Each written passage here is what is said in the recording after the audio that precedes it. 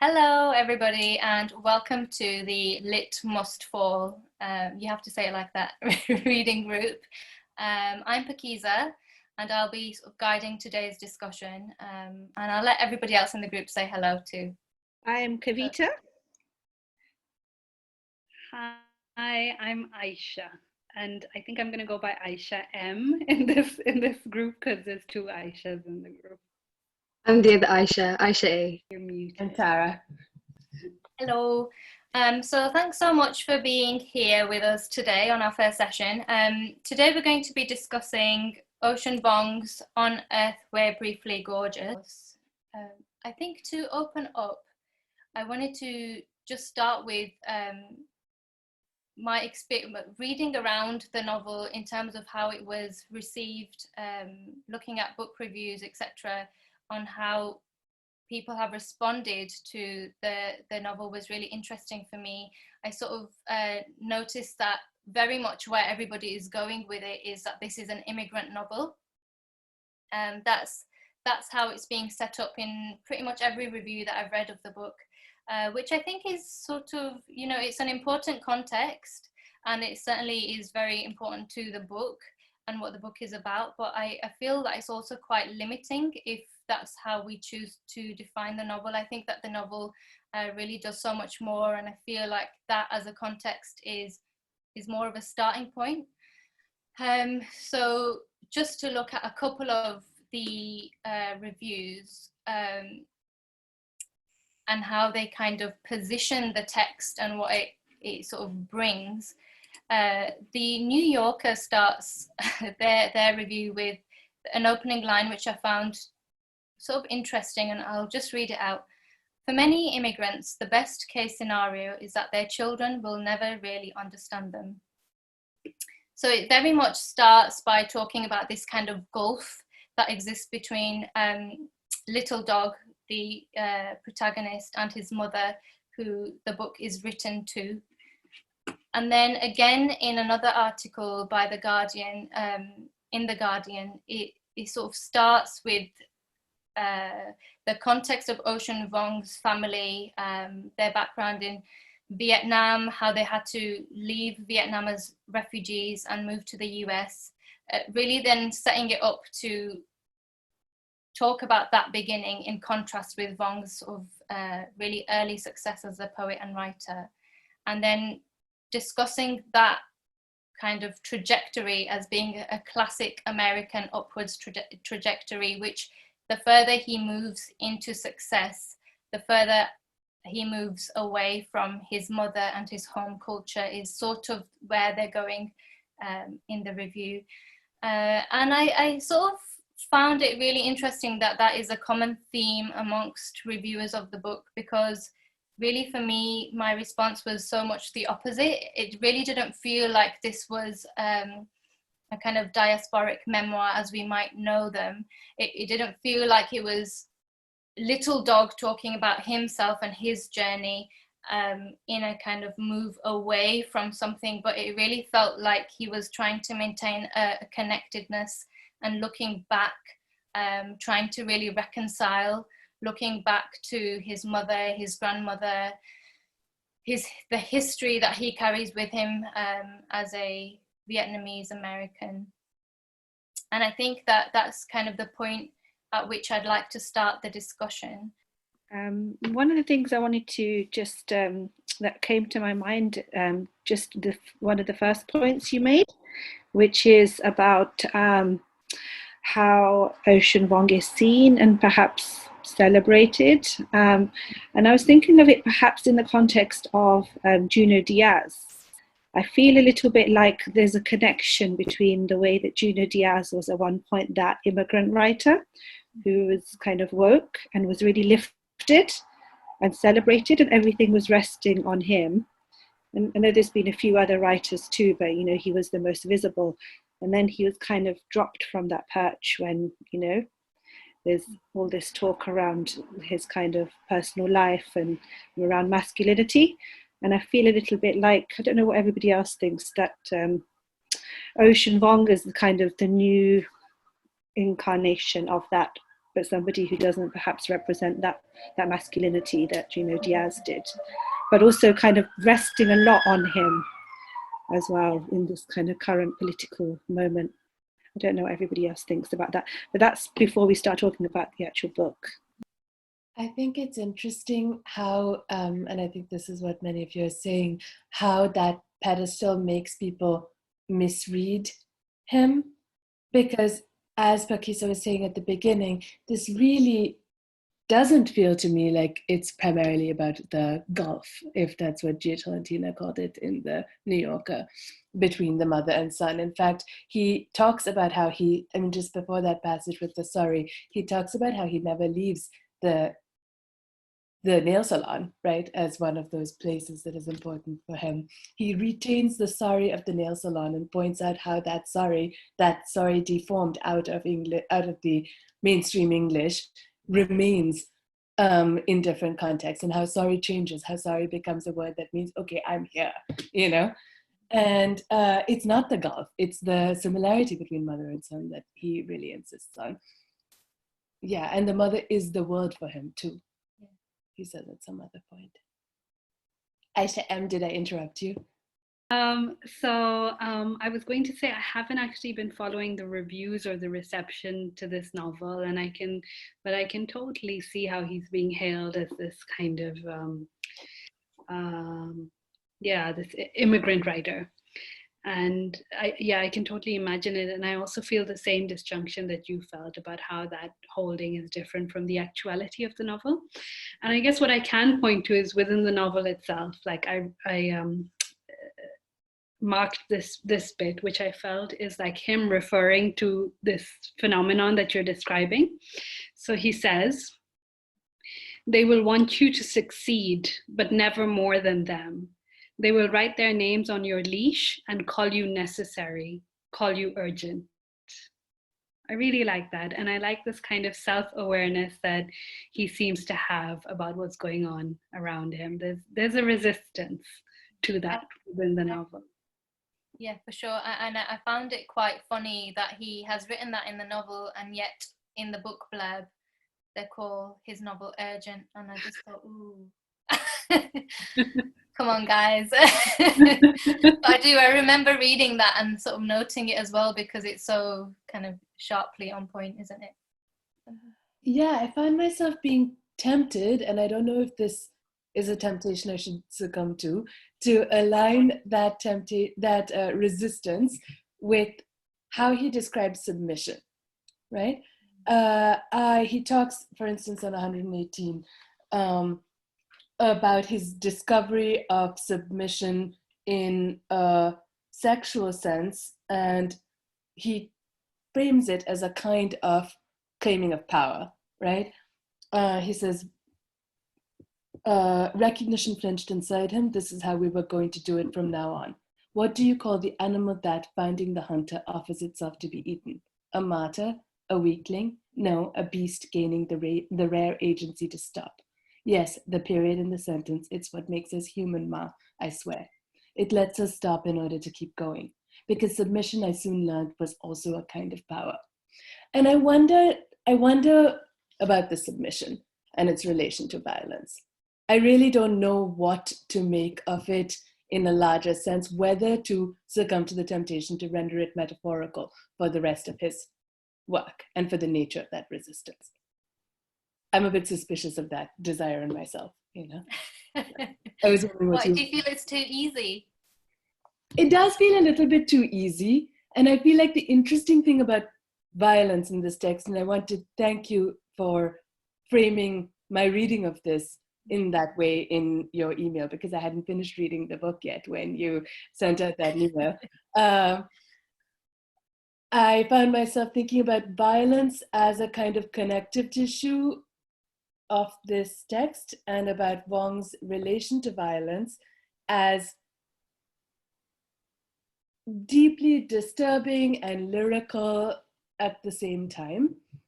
And, everybody's violent here except Vuong, or rather Little Dog, right? Right. Very difficult to separate the two sometimes, isn't it? Yeah, and I do hope that we talk about the problems of art of fiction here. Yeah, sure. The problems and possibilities of art of fiction. I don't know, it feels a little bit too easy. It feels a little bit wrong to say that this mode of submission is one that is also the political content of this book, because there's a way in which the book does not really submit to the strictures of mainstream American society, right? It keeps insisting, no, I don't. There's something you won't understand about this. There are ways in which, or it insists elsewhere, Coca-Cola and Sprite are the same thing. I didn't know that then, I know it now.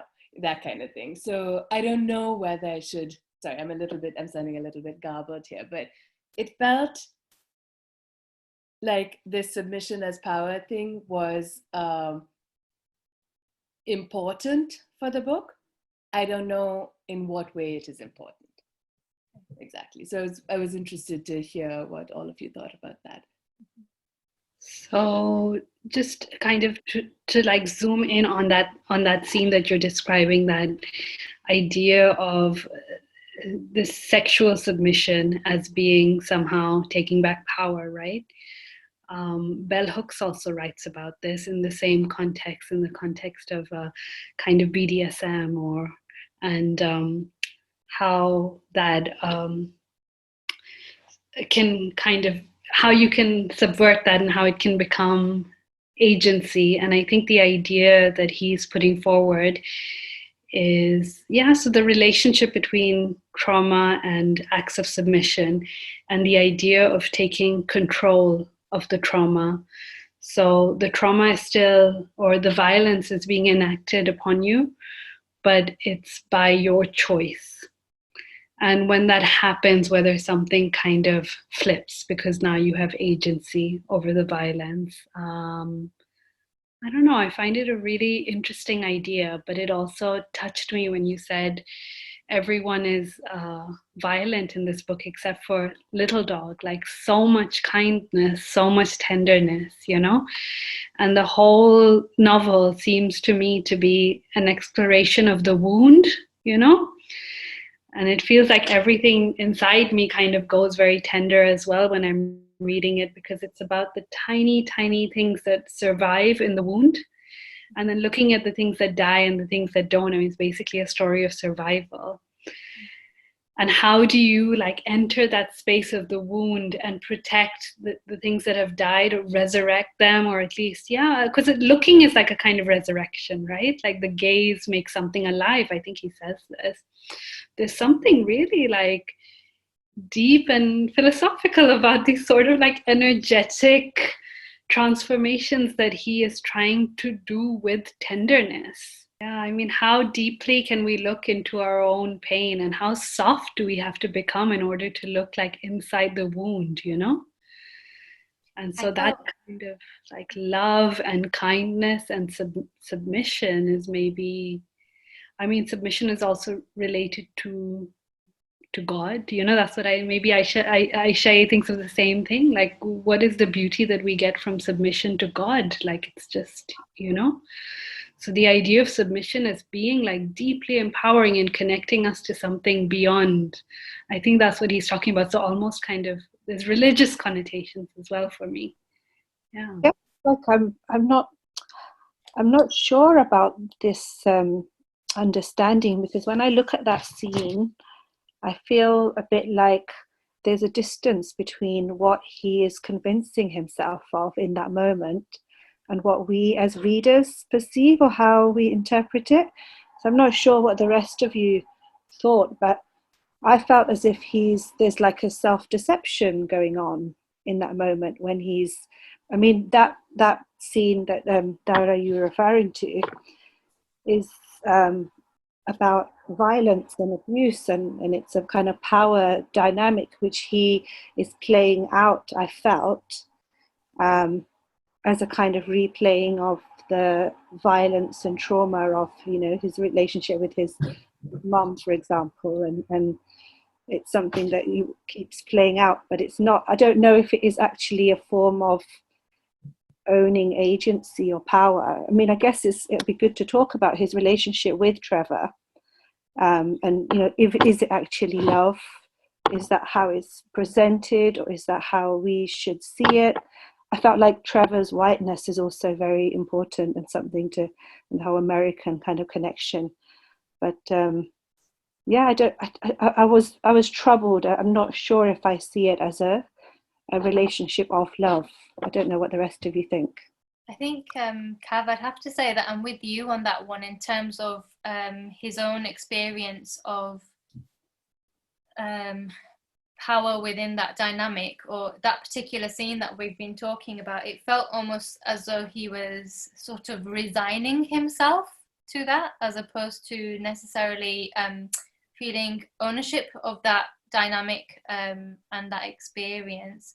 But as though it really felt like he was trying to work through it and allow himself the option of it being something that is a choice, or something that he is, at least in some way, has some kind of agency around it. But it did feel like essentially it was it felt damaging when I read that scene, and like he also felt it to be damaging, but didn't necessarily discuss it in that way, right? Like you can sometimes see through his own uncertainty, I think, around some of the experiences that he has. But I think that's one of the things in his relationship with Trevor, that it's almost like a microcosm of the sort of interplay between violence and tenderness in the book and in other relationships, because it is confused and it is dysfunctional, but at the heart of it, I felt like there was a real tenderness and a real affection and a real love between the two of them, and that they're both just a little bit fucked up and they're trying to figure it out, but that at its core they're sort of trying to muddle through something that felt actually quite pure to me. I don't know, what did other people make of his relationship with Trevor? I feel like that relationship that he has with Trevor replicates the exact dynamic that he has with his own mom. He doesn't know what love is. He doesn't know how to receive love. He's very much a giver. So he's always giving to appease his mum. He, will sit, she'll ask him to scratch her back, and, he'll go try to soothe her, try to comfort her.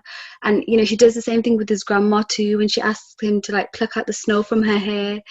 And, I think he sort of sees his idea of love is basically him sort of being the submissive one, having to like take care of everyone else's needs, and that's how his needs are sort of fulfilled. Or like he just, does that make sense?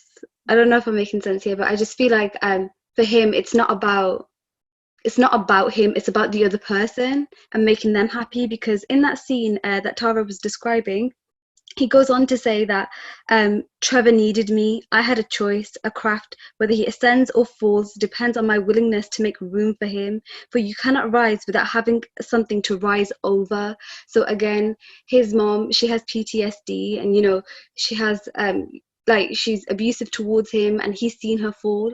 He doesn't want Trevor to do the same thing. So he gives in, and I think that's why he sort of sees submission as this act of resistance, but also this act of like, it's secretly the position that you want to be in.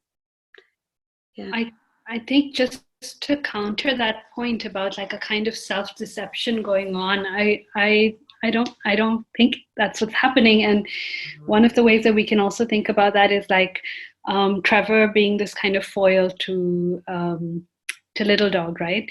So just on the next page, I think they try it the other way around. Like he tries to fuck Trevor. And Trevor says, I don't want to be a bitch or something like that. I don't want to feel like a girl, like a bitch. And then he says, I had thought sex was to breach new ground despite terror, that as long as the world did not see us, its rules did not apply. But I was wrong. The rules, they were already inside us. So the idea that Trevor, who refuses to submit, is not kind of giving, I mean, this is like also like the beauty of the queerness of the text, right? Like, how do we break ourselves open? Like, what does that take? And Trevor, who is so, I mean, Trevor is the one who dies. And how does he die? Like, he basically dies, like, I think close to the end, one of his last words are like, do you think like I'll always be gay? I think I'll get over it soon, you know? Like, that is the opposite of submission, I think. So just talking about self-deception in terms of Little Dog and his experience with Trevor, and his sort of willingness to submit, I don't necessarily mean self-deception in the fact that he is sort of out and out lying to himself about how he is experiencing this dynamic and the relationship, but more that I feel as though an experience is never necessarily one way, or you can have like that multiplicity can exist all at once. And I suppose what I mean is, as a reader, I felt it was damaging, but that he was trying to convince himself otherwise, and he sounded almost resigned. And that scene for me read like, this is the kind of dysfunction that is the product of a lot of his earlier trauma or in other relationships. So as a reader, that's how I read it. So that's me kind of putting that onto. And I guess to add to that section you just read out, Aisha, I had thought sex was to breach new ground despite terror, that as long as the world did not see us, its rules did not apply. But I was wrong. I felt like in that moment when there's a slight little glimmer of, you know, that he could actually receive, or he, you know, it could be the dynamic could change or be different. I felt like there's a kind of glimmer of hope, but then it's kind of, you know, dampened. So I feel like there is a kind of resigning himself too, which is maybe to do with self-esteem or what he expects or what he wants. And his character, as we see like throughout, and how he relates to Trevor, is constantly echoing him, agreeing with him. There seems to be a real kind of something to do with self-esteem, which is not necessarily good for him. And I mean, obviously there's awareness in through the writing of that. And when he talks about the rules, and it's after Trevor said, I don't want to feel like a girl, like a bitch.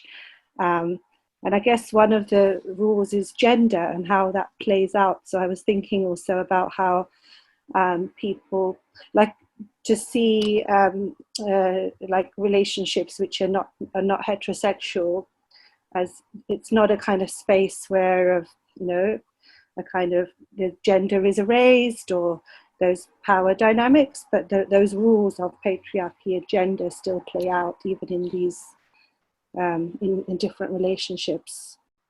But I think Aisha M's point is partly that Little Dog refuses to submit to those rules. Trevor is the one who submits to those rules, and Little Dog systematically resists those rules, even in his submission to Trevor.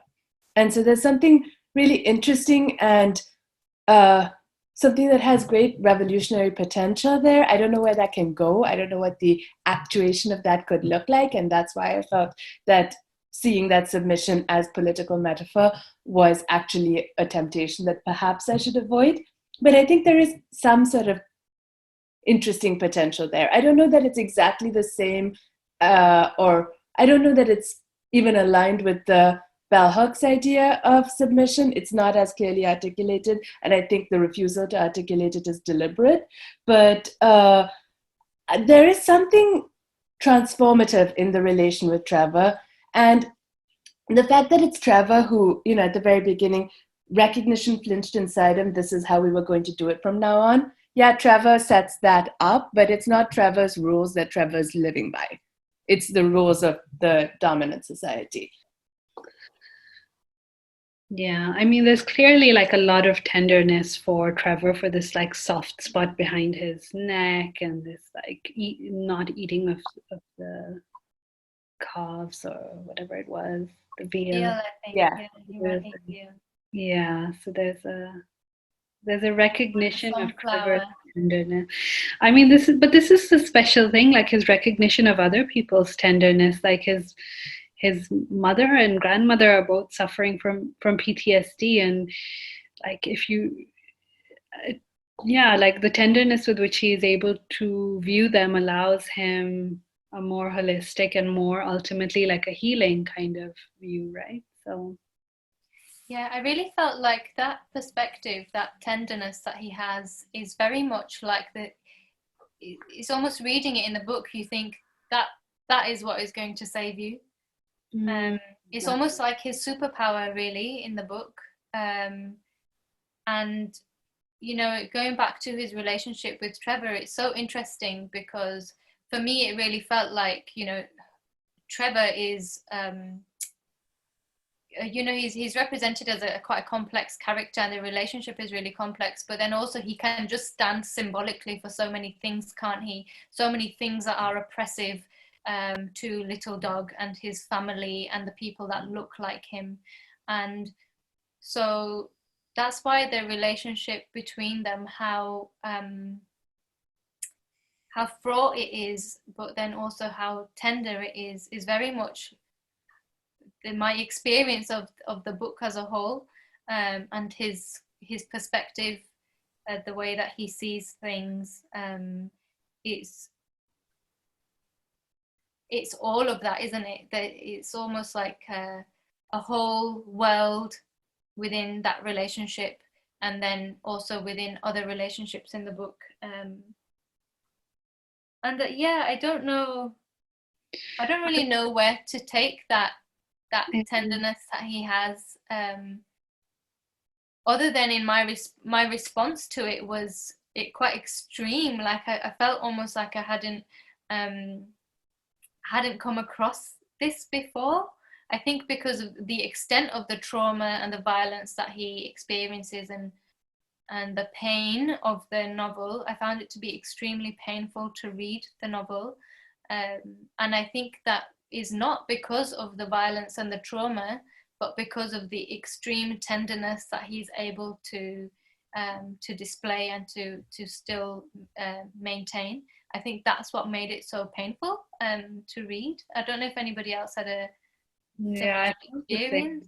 it was like I found it quite devastating, and I would say exactly That's for the the right same word. reason. Yeah, and for the same reason, it's like it touches something really tender in you, that you, oh my God, like this is still alive. You know, you remember something in you that's so soft. At the same time, I think that I wasn't so comfortable in the relationship, for example, that he has with Trevor. I felt like it's an abusive relationship, and I felt like there's something wrong in him interpreting this as love, or seeing it or feeling it as love, and it's more a kind of indication of his damage and how deeply it's internalized. I felt as if has this narrator gone through a process of perhaps, I don't know, maybe anger is extreme, but feeling anger towards, first of all, working through things with his, his mother, and feeling some anger for what he's gone through before he gets to the forgiveness, or something that allows him to seek to break the cycle and to go on and have relationships which don't repeat that kind of dynamic in which he continues to kind of receive. I mean, I just felt as if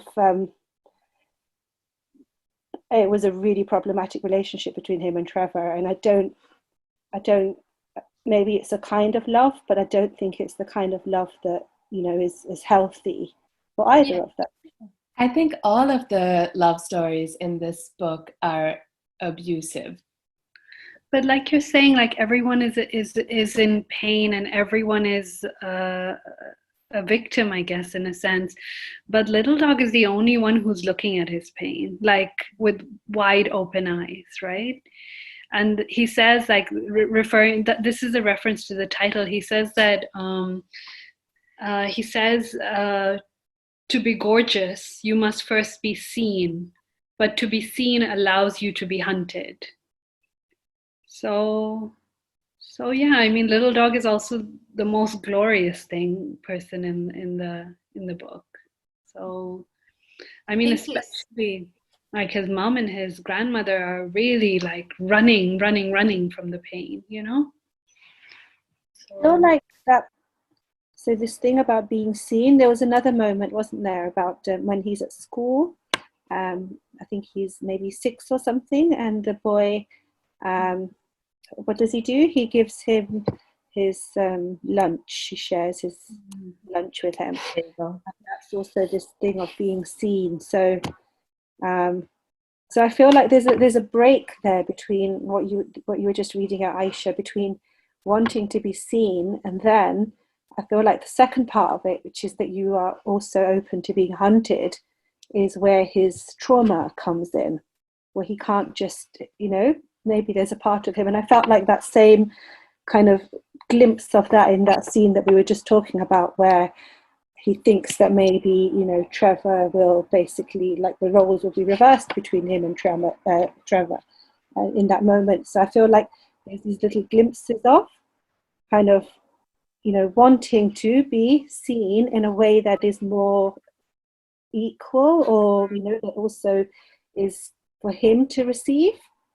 But at the same time, because of the history, what he is resigned to is perhaps that can't happen, or that is he will always experience it as something, as a kind of abuse. And I guess I want to come back to the point that Dara was making, which is about, is there also a kind of quietism here? Is it like, if we think about the politics of this, I guess in this whole idea of submission and love, what does that mean politically? But also, I think it is important for us to think of, to remember that in this relationship, Trevor's whiteness, I've mentioned it before, I do think it is really important. And there is a difference between his mom and his grandmother and Trevor, in terms of, because he, in a way, there's moments of power he has in that dynamic with his mom and his grandmother, which he describes in his childhood. The fact that he can read, the fact that he knows English. He does mention, doesn't he, that there's those moments when he is interpreting for them or explaining for them, or the normal mother and child relationship is, reversed. Whereas with Trevor, it's like from day one, it's a kind of quite, even though it does change at the very end when he has gone away to college and he comes back and we see him interacting with Trevor as a kind of adult, and there's a little glimpse that he's, maybe that dynamic is not so clear cut. But I don't know what the rest of you think about that, but it'd be good to talk about Trevor's whiteness. I think he represents Americanness, as well as being, damaged and flawed and vulnerable himself. I do think Little Dog refuses to equate Americanness with whiteness and insists that Trevor's whiteness does put him in a different category. There's a moment, I forget exactly where he repeatedly says, okay, there was a part of America that Trevor would never see. And that was because he was white. He says that, he spells it out very clearly with no frills. Regarding the abusive dynamic, I do feel like Little Dog says very clearly, or Vuong says very clearly, that that this character is missing out.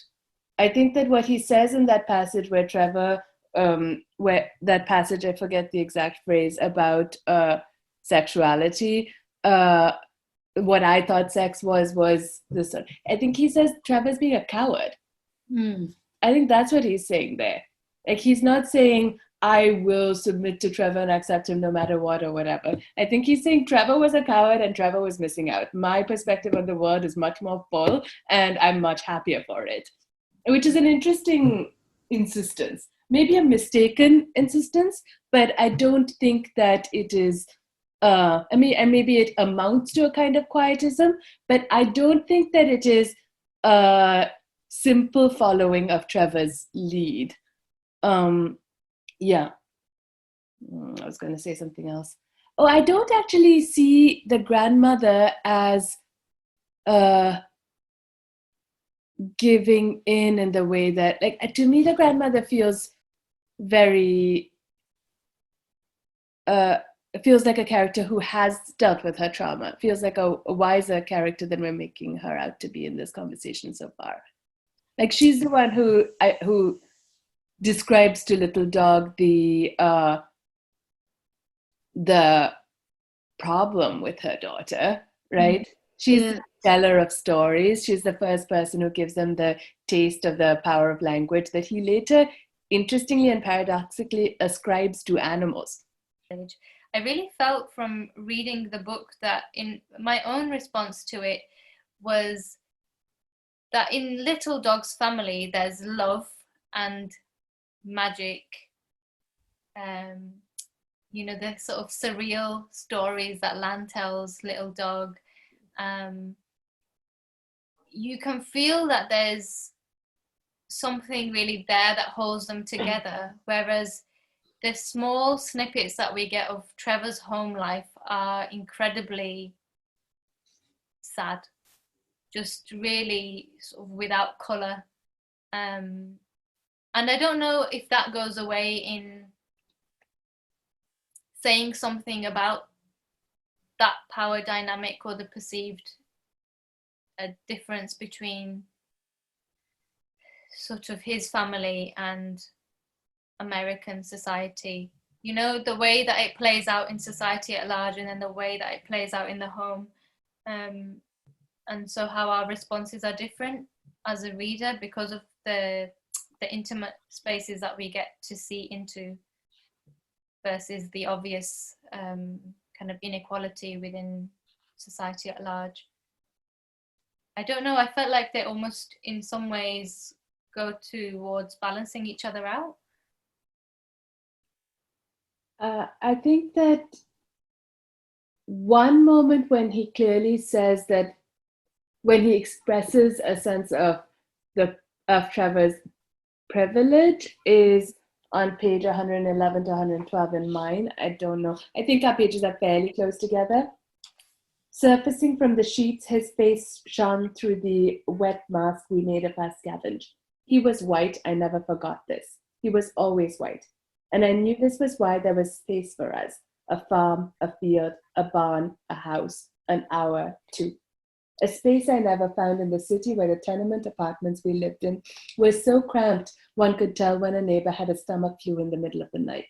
To hide here in a room in a broken down mobile home was somehow a privilege, a chance. He was white, I was yellow. In the dark, our facts lit us up and our acts pinned us down. I felt like this was a very ambivalent articulation of white privilege, to go back to Pakeezah's point, because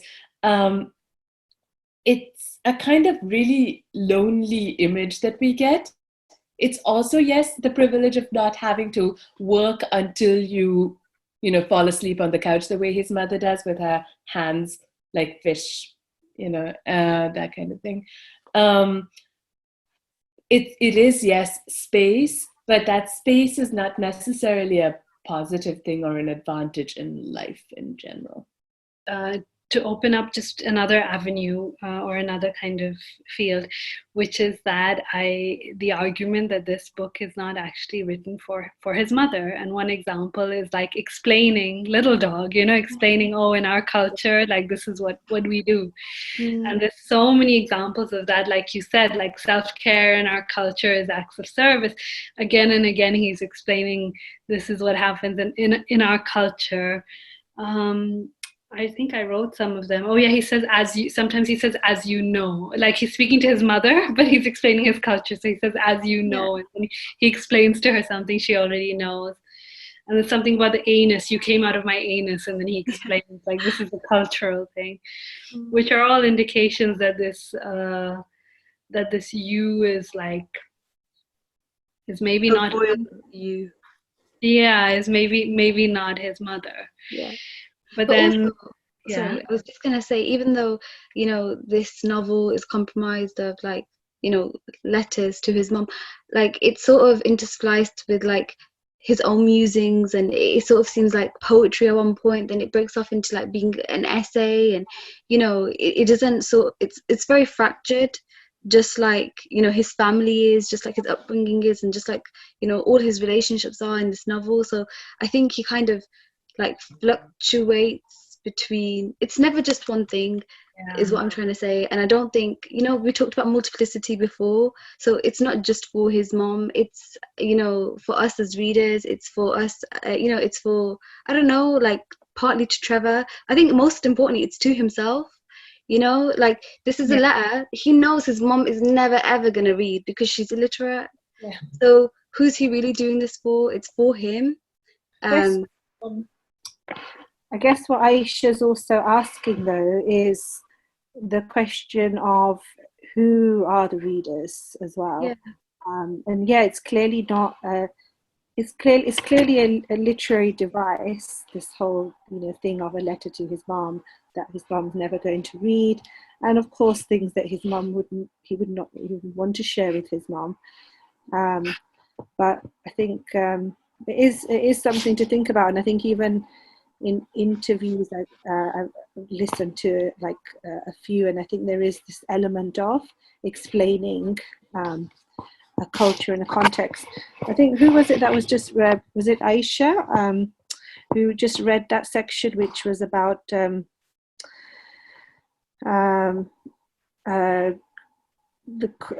blank page? Even after all these years, the contrast between our skin surprises me the way a blank page does when my hand gripping a pen begins to move through a spatial field, trying to act upon its life without marring it. But by writing, I mar it, I change it, embellish and preserve you all at once. And feel as if, I mean, first of all, who is he preserving his mum for? But at the same time, there is something throughout the whole book about, we talked about the word, but also about literature and the relationship to writing and literature and articulation, and I guess the kind of power it gives him, or how he sees being a writer. I don't know what any of you think. Is there a sense of the limitations that of those words or of writing? I mean, I think I did notice a few points where he's talking about art and pain and destruction. And I think there's a part of me that felt uncomfortable because I felt as if these are some of the myths around being an artist and being a writer and creativity, which I recognized from, you know, going to university and studying creative writing and a whole kind of, you know, aura that's created around literature. And I do feel as if he does buy into that. So, and then some of the people that he's referencing throughout it as well, including Bath, I feel as if there is a certain context that he belongs to and he's writing to and within, which is obviously a very different context to the one that he's grown up in or that he's writing about. Well, just that I think that he addresses this in the novel in this section.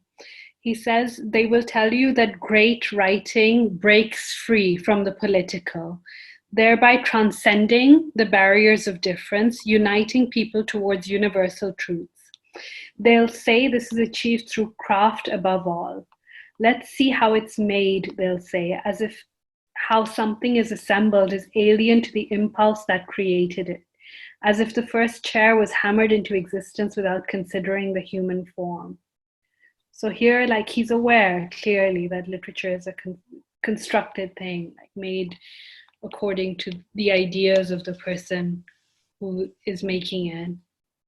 But at the same time, I do think that we can also kind of zoom out a bit, and actually, if we take the narrative apart for what it is, we can also see that there is a certain structure that's quite familiar, and there is a kind of familiar narrative there as well, which includes that kind of relationship of, whiteness, like a white person and an immigrant, and maybe the possibility, even though I know it's very complex and it's tragic in the end, but the kind of rising above through this kind of union.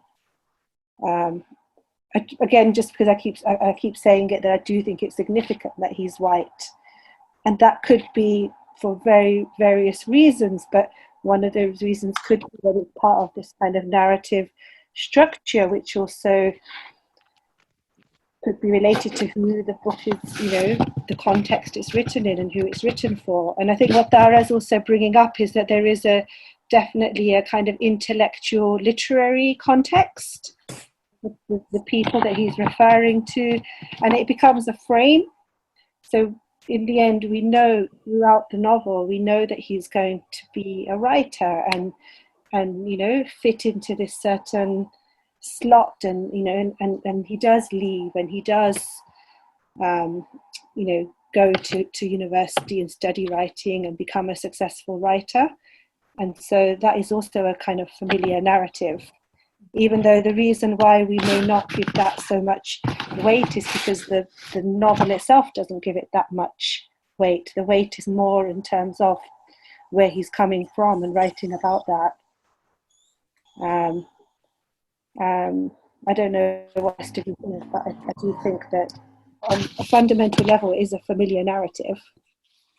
Yeah, I think it's problematic. I think you're right in the sense that there's familiar tropes here, and but I feel as though they have been more problematic than perhaps they are here. I think also I was so emotionally moved by this novel. I think I'm kind of less critical for those reasons. But I feel like he's quite aware, and he's struggling. You can feel that tension in the novel, and then I wonder what the alternative is. Yeah, it's tricky. I mean, in terms of going back to the idea of whiteness, something that we haven't touched on is Paul, the character, his sort of like grandfather, not grandfather character, who I think, going back to something that Dara said earlier about everybody being violent, but little dog, I feel like we could add Paul into that, couldn't we? Wasn't he a soldier?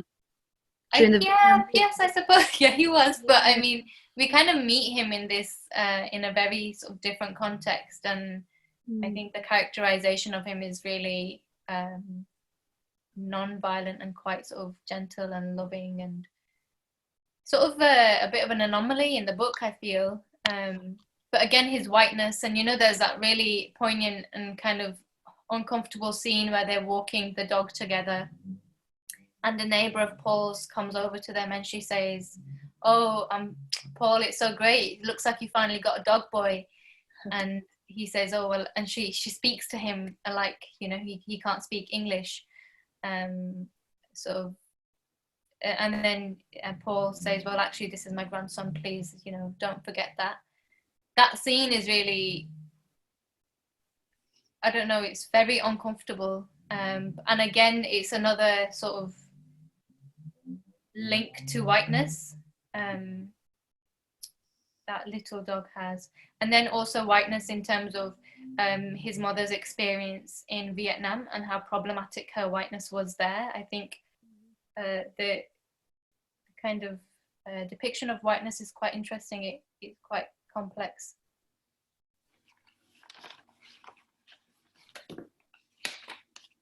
But yeah, I don't know, didn't quite know what to make of Paul or his place in the novel. It's interesting it's so easy to forget what Aisha A pointed out, right? That Paul is a soldier. Paul fought in that war. And it's alarming that it's so easy to forget. Yeah, sure. It makes me ask, is there something in the book that allows us to Allows forget? you to forget. Yeah. Maybe the sense of being a product of this war, which means that, I mean, is there a kind of position or a kind of, political location in terms of articulated in terms of that war? You never see him do anything violent. Like he talks about his mom's relationship with who I'm presuming is the little dog's dad, and how violent he was towards her. But when he describes Paul's relationship with Lan, like it's all very like romantic and sweet, and he describes their wedding photo, and like, yeah, it's everything that, I don't know, it's everything that his mother's relationship with his father wasn't. And yeah, like you said, it's an anomaly. And the fact that he still sticks around, the fact that he still allows him to call him grandfather even though he's not his grandfather, yeah. Even though at the end, there's the scene of the he's kind of showing him doing a video call of Lan at the very end, and I think I was almost surprised to see that what he had done was really, it was quite bad, but you didn't get a sense of that he abandoned her, didn't he? And he went back to the States, and then he married somebody else, or he somebody else, and so, but you don't really get a sense of that throughout. And then he's also kind of redeemed by the fact that he's so remorseful, and he also frames the whole thing as a deception, that the mother deceived him to come back. She said she was ill, and then they intercepted all. He never got Lan's letters. Yes, yeah. He is responsible for. I mean, he basically did what soldiers did all the time. That you get together with somebody and then you abandon them, and then you go back to your life. Yeah. He asks, why did he volunteer in Vietnam when so many boys were heading to Canada to dodge the draft? He does? Yeah. On page 228, he says, I'm sorry, my pages are different from yours. This man, this white man, this Paul who swings open the wooden garden gate, the metal latch clanking behind him, is not my grandfather by blood, but by action. Why did he volunteer in Vietnam when so many boys were heading to Canada to dodge the draft? I know he never told you, because you would have had to explain his abstract and implacable love of the trumpet in a language he would falter in. How he wanted, as he claimed, to be a white Miles Davis from the backwoods and cornfields of rural Virginia. How the trumpet's fat notes reverberated through the 2-story farmhouse of his boyhood, the one with its doors torn clean off by a father who raged through the rooms, terrorizing his family. The father whose only connection to Paul was metal, the shell lodged in his old man's brain from the day he stormed Omaha Beach, the brass Paul lifted to his mouth to make music. So he went to war to play the trumpet? So we're told. Perhaps that was what made it attractive to him.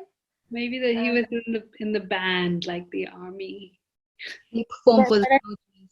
I feel like this connects again to something that is quite familiar, which is not only literature, obviously, but also music, or I guess that vein of creativity and art, which is just always a kind of source of like redemption, or that somebody is a good person. It becomes a kind of signifier of that. If I was just gonna say, now you've said that, you know what that reminds me of? He basically, in the book, he mentions Tiger Woods and how if his father basically didn't fight in the Vietnam War, if he didn't go off to Thailand, he wouldn't have met his mother, and then Tiger Woods wouldn't have been here. And obviously Tiger Woods is this famous golfer, so again it feeds into this whole redemption, you know, narrative that you're discussing right now. This idea that, oh, because, you know, little dog is going to go on to like be the successful author, like he wouldn't be here basically, and neither would Tiger Woods or other people like them. Is he pro Tiger Woods' existence? Like, I don't know that he. No? I don't know. I think that's a funny. I think the reason Tiger Woods is in there is, yes, because of the war and the parallel between them and their success, etc. But also because he has an animal name, right? Oh right, yeah, I didn't think of that. Yeah, There's a, named after a friend who also died in the war. Yeah. His father had. In the acknowledgements, he thanks someone and he says they informed my understanding of Tiger Woods and his indelible legacy in golfing and American culture. So I think that backs what Aisha is saying about like seeing Tiger Woods as this like, you know, Icon. cultural contributor kind of person. And I think he has a very kind of tongue-in-cheek and non-committal relationship to American culture and American ideas of greatness. I don't think that redeems the book's relation to success in general, but I think that the self-mockery extends to Tiger Woods' brand of success as well. Okay, lovely. Well, let's leave it there for today. Amazing. To see you all. Thank you. Thank That was you. fun. See you again next month. Okay. Bye, guys. Bye.